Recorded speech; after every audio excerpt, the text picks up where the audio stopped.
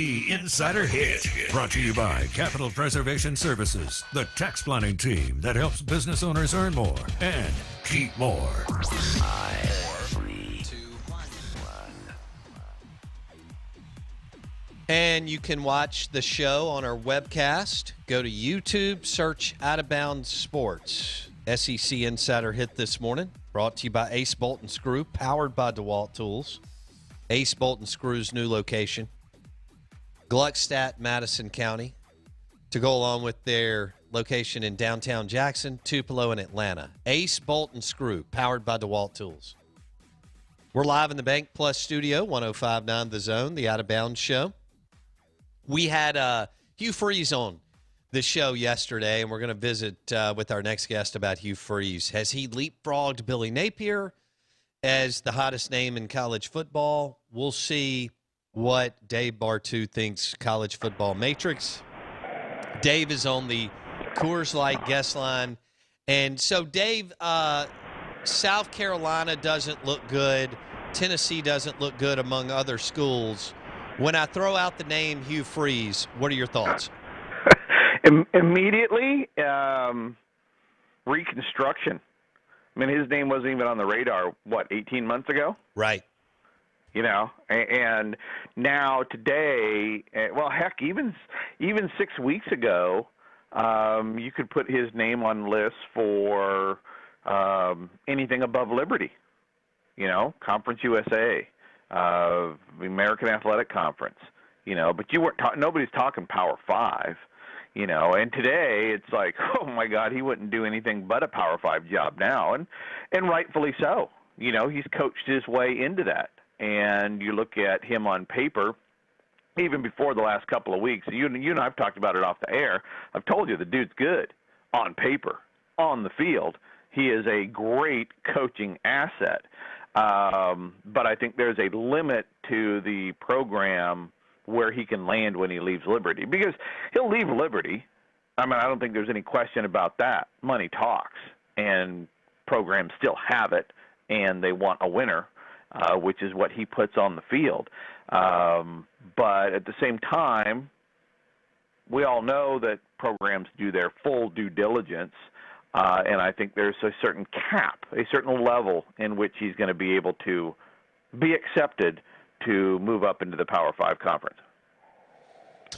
Would you if you were advising him, would you go to Tennessee or South Carolina?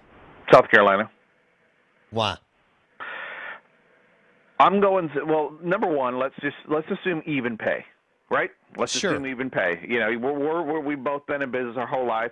You know, you've built everything from the ground up by yourself. That's been my career as well. Never really worked for anybody. So we all know that most of the time, every once in a while, you'll get a Chip Kelly, right? Who turns down $6 million to go get $3 million. But even money, I'm going to South Carolina. And one of the big reasons, first of all, talent level is about the same. You can recruit better at Tennessee, and that's proven over the years. Tennessee's had higher levels. South Carolina just can't get into that top 15. But when I'm looking at it, you look at Tennessee, and I see a program, because you'll go on Twitter right now, oh, we can't fire Pruitt, it'll hurt our recruiting. Dude, you are a coaching carousel program that has underachieved for nearly 2 decades, and it's not hurting your recruiting. How is getting rid of another coach going to hurt your recruiting? It's not. It's fallacy, you know. So I think Tennessee, I think you got to look at Tennessee like Michigan. I think you got to look at Tennessee like Texas and Nebraska.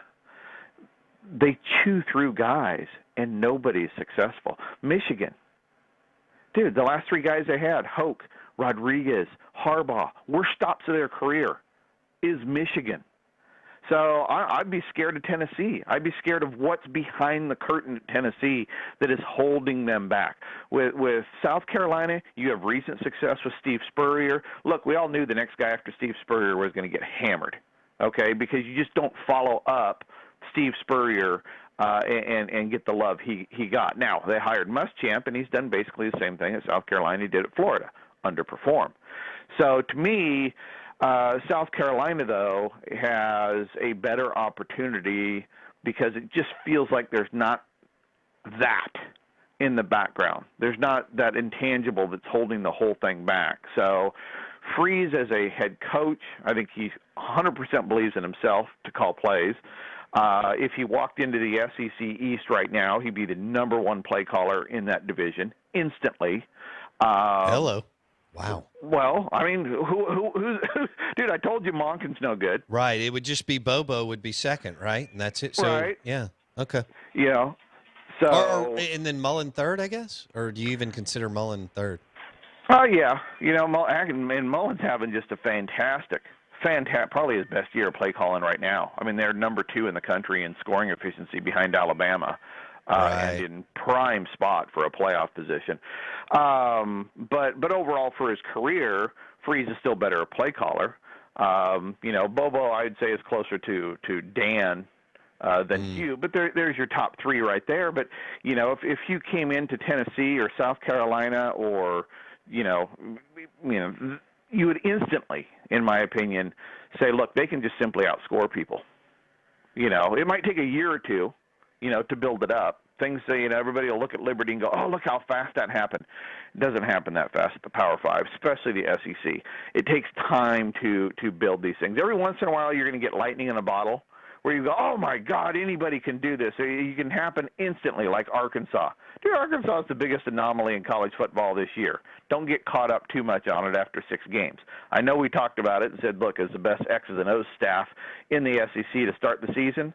But you look at all these other teams. Man, COVID has hit everybody with new coaching except Arkansas. Everybody. There's really no exception. So, you know, when Freeze comes in, which he will, to some program, don't expect a Liberty turnaround, but do expect it to turn around. You know, we saw it at Ole Miss.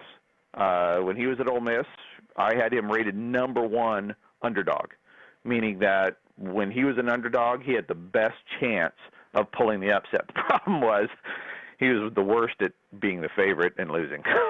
Gotcha. So Freeze, you would take South Carolina over Tennessee. You know, that intangible that we're discussing, we're visiting with Dave Bartoo at CFB Matrix on Twitter. He joins us on the Coors Light guest line. You're listening to 105.9 The Zone. Boy, isn't it hard to really quantify, describe, put your finger on what's going on at Michigan and Tennessee in the background, Dave? Well, you know, and every conference has one of these, right? Right. You know, Michigan, Nebraska, I guess Big Ten has 2 of them right now because Nebraska's an enigma. Texas can't get out of their own way. Florida State's going down this road. Miami's been doing it for 2 decades and maybe just barely digging themselves out. UCLA, you know, you basically each conference has this top 10, 15 recruiter that just makes you scratch your head forever. And at some point, you're going to have to look in the mirror. You're cycling through coaches and fans and season tickets and donations, and you go through everything except going, what is the internal problem? Now, what that is, I have no idea. You know, there's all sorts of things that could be happening, but, you know, I mean, Michigan is, well, what a hole you've dug, right? I mean, you went through Rich Rod, which I think all of us, I mean, everybody listening, I mean, we'd all raise our hand. Dude, Michigan got Rich Rod, and we're like, dude, he's going to win a national title in 4 years. He was the hottest college football coach easily of the time. Totally failed. You know, Harbaugh, now you bring in Harbaugh, former Michigan quarterback, Michigan man. I mean, they built this up as basically the perfect, almost godlike guy for Michigan. And for good reason. I mean, he took Stanford from nothing. He took Stanford from Illinois to the top 10. Okay. You know, turned the Niners around immediately. But at some point, like with Michigan, it's like, what really is going on? Because Brady Hoke, look, that guy was a decent coach. I didn't think it was a great hire. But look, he did a good job before Michigan, completely failed at Michigan. Rich Rod, great job, completely failed at Michigan. Jim Harbaugh, I don't think he's completely failed at Michigan, but he has underperformed the talent. It hasn't produced like he did at previous stops. So to me, somewhere inside of Michigan, and they're going to have to figure it out, whether it's boosters, whether it's the athletic department, whether it's a combination of a bunch of things, to me there's a negative influence somewhere that needs to be purged before they can move forward. All right, so what about Napier? Would you give me your top 3 or 4 free agents for some of these jobs? We know Freeze would be in there. What about give me your top 3 or 4. Depends. I think a lot of it just depends on the job. Okay. So now if you're talking Tennessee and South Carolina, first thing is I don't think they're that great of jobs. It's great pay, but let's look at you look at their peer group. They're still the 3rd and 4th best recruiter in their divisions, right? Okay. So who else is like that? Okay. It's kind of the same as taking the Cal job. Okay, or Stanford out west, Arizona State, Michigan State.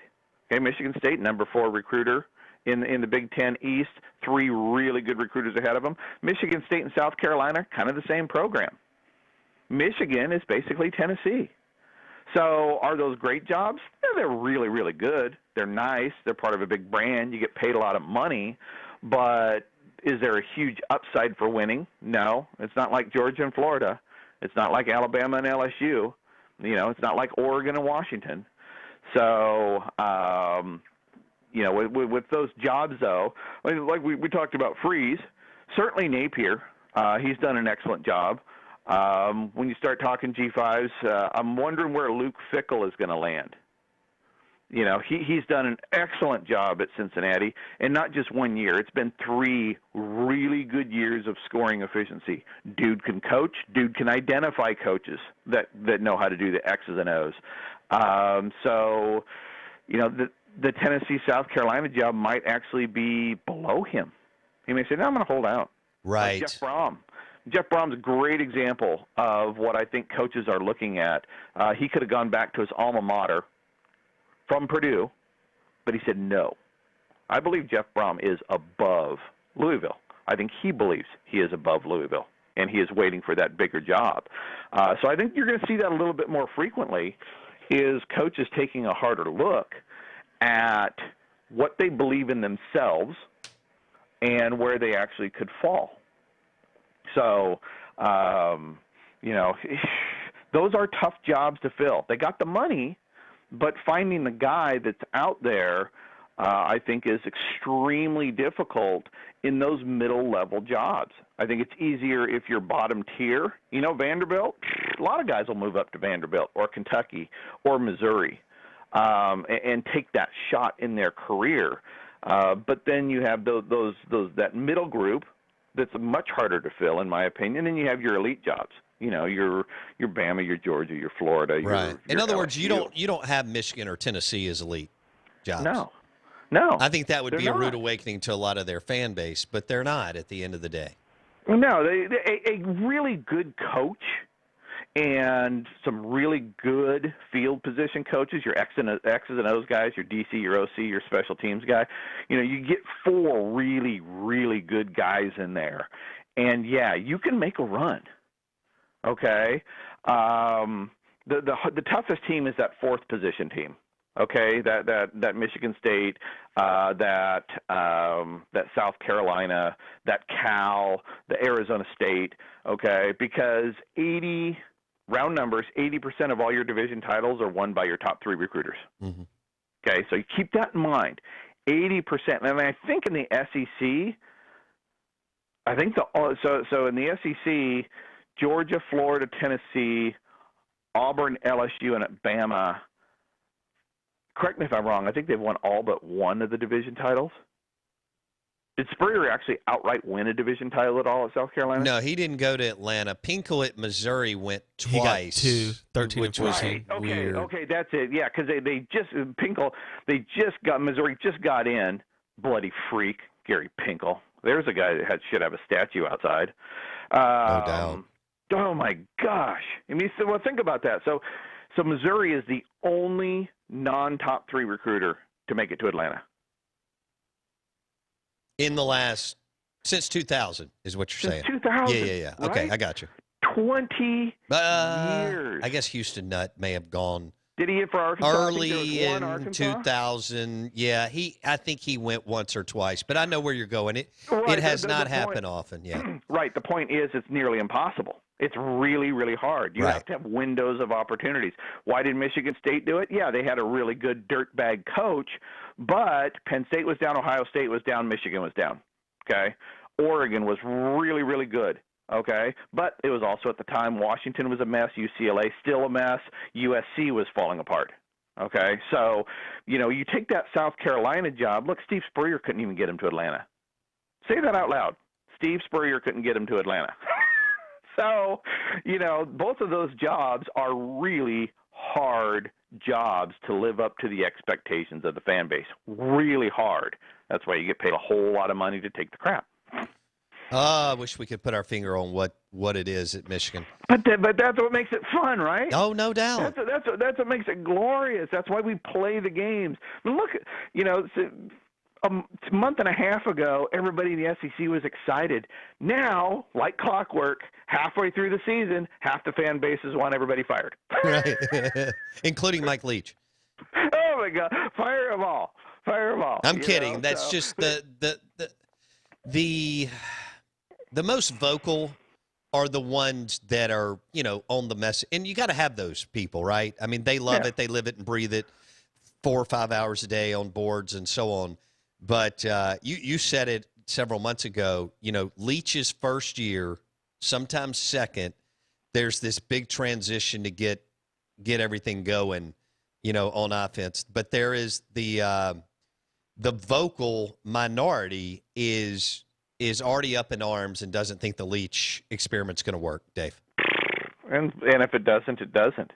That's football, man. Every hire is a risk. But when John pulled the trigger and brought him in, 99 out of 100 of you plus were jacked up. I was jacked up. I'm still jacked up for it. Sure. I mean, seriously, and if I'm a State fan, look, it's not winning is no fun. Okay, Ole Miss is feeling the same thing right now. But they're moving. Okay. See, their fan base feels they're the most feel-good 2-4 team in the country because when you move it on offense and you're fun and explosive on offense, you can get excited. If you see where the thing is, and see, I look at it as two heads to a coin. You can win with a great defense. You can win with a great offense. Obviously, one is sexier, like you're saying. 2 and 4, you have an awesome offense. You have a garbage defense right now. Okay, and on the flip side, with Mississippi State, you have a garbage offense, and you have a really good defense. I mean, I think the defense scoring efficiency is in the middle of the SEC, and so as a State fan, I mean, I got to be one. I've been on the show enough. I'm a fan of everybody in the state. I mean, it's a weird relationship, I guess. But I got my Ole Miss hat, I got my State hat, I got my Southern Miss hat here, but putting the State hat on.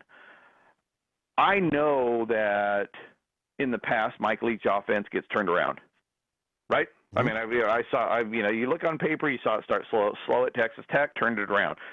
Started slow. I saw it in my backyard, Washington State, turned it around. Okay, so if I'm a State fan, I would rather have the offense slow and the defense where it's at right now than the other way around, because I know the offense is going to turn around. I do. I really, really believe that. The offense will turn around. It might take a couple of years. You had a whole different personnel profile under Moorhead, whole different recruiting in terms of what was needed under Moorhead. So 2 years down, 2 years up. But I would be super concerned if the defense was terrible, because now the question is we don't know what's going to happen because there is no track record for him. Okay? So in my opinion, on paper right now, Mike made a unbelievable call on hiring him as defensive coordinator. Really good call so far. Okay, so he's not getting any credit for that, by the way, because people are already stuck. I know, I agree with you, but they're so stuck on the offense not performing well that they're not even, the defense is an afterthought that he actually made a good hire. Right. Well, and these are things I like to bring up because everybody's looking at the offense. Right. And so me being constantly negative, I know it's weird that I'm trying to be positive about something. So don't be confused. I still hate your team. No. But in all seriousness, that was, to me, the biggest question mark in the SEC from a coaching standpoint was your DC, was the Mississippi State DC. And I think the bell has been rung. I think it's been answered so far that it was a very good hire. Okay, and as a State fan, I think you should be really happy with that. I would rather, like I said, I'd rather have the defense doing well now and the offense doing poorly, because I believe the offense will turn. If it was the other way around, I'd be like, oh my God, do we have to Peter Sermon this already? Oh, oof. Right? He who must not be named. But that's part of. To me, that's part of coaches trying to build a culture and continuation. We've seen what Dabo can do with coaching continuation, right? He's lived off of guys not leaving the program, and I think it's very important. You find the right guys, you find good coaches, you try to keep them. So having to cycle them all the time changes your culture, changes your coaching, doesn't allow you to perform at the highest level. So I would much rather, like I said, be in that situation. You look at Ole Miss on the flip side. We knew the offense should be good under Lane, very good play caller. Under Durkin, the defensive side of it has been horrible.